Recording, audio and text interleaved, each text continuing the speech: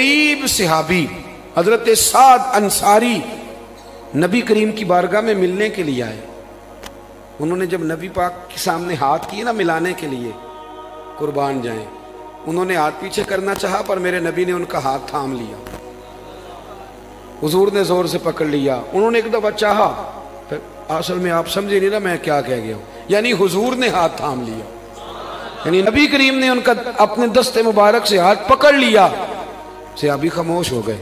हुजूर ने फिर उनका हाथ खोला और मैं ये क्या है, तो वो रो पड़े, अर्ज करने लगे हुजूर बच्चे ज्यादा हैं, मजदूर आदमी हो, फावड़े के साथ कुदाल के साथ कई के साथ काम करते, या रसूलल्लाह ये ना छाले पड़ गए मेरे हाथों पे।